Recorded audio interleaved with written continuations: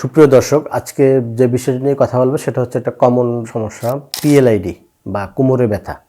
কোমরে ব্যথা হয়নি এরকম রোগ খুব কম পাওয়া যাবে। তো আজকে কোমরে ব্যথার প্রধান যে কারণটা সেটা হচ্ছে পিএলআইডি। পিএলআইডি মানে হচ্ছে আমাদের এই যে দুইটা হাড় দেখা যাচ্ছে, এই একটা হাড়, এই একটা হাড়, এই হাড়ের মাঝখানে নরম একটা ডিস্ক থাকে, ডিস্কের জেলটা বাইরে বের হয়ে যায়, এমনভাবে বাইরে বের হয়ে যায়।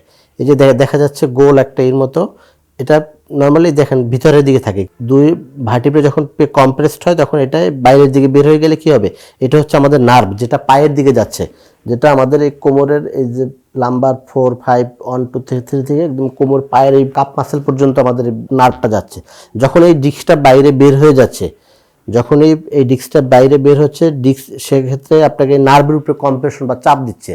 চাপ দিলে কি হয়, রক্ত চলাচল করতে বাধাগ্রস্ত হচ্ছে।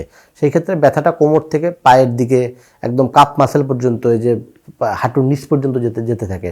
পাটা অবশ হয়ে যায়, একটু হাঁটতে বসা থেকে দাঁড়াইতে গেলে খুবই পেইনফুল, দাঁড়ানো থেকে একটু 2-1 পা হাঁটলে খুব ব্যথা লাগে, অসহ্য, যেটা সহ্য করার মতো না।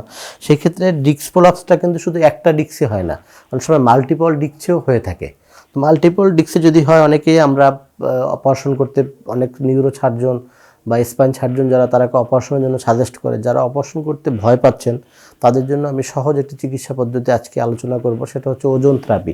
কীভাবে ওজন থেরাপি দেওয়া হয় সেটাও আমরা সব ডিটেলস বলবো পরবর্তী একটা ভিডিওতে। তা আপনাদের জন্য সহজ যে মেসেজটি আমি দিতে চাচ্ছি, যাদের ডিস্ক প্রলাপস হয়েছে, কোমর থেকে ব্যথা পায়ের দিকে যাচ্ছে, পা ঝিনঝিন বা অবশ লাগতেছে, তারা কোনোভাবে অবহেলা না করে একজন ফিজিওথেরাপি চিকিৎসকের পরামর্শ নেবেন। নিয়মিত ফিজিওথেরাপি এবং রিহ্যাব করলে আশা করি আপনি অপারেশন ছাড়াই আপনার এই ব্যথা থেকে মুক্তি পাবেন। ধন্যবাদ সবাইকে।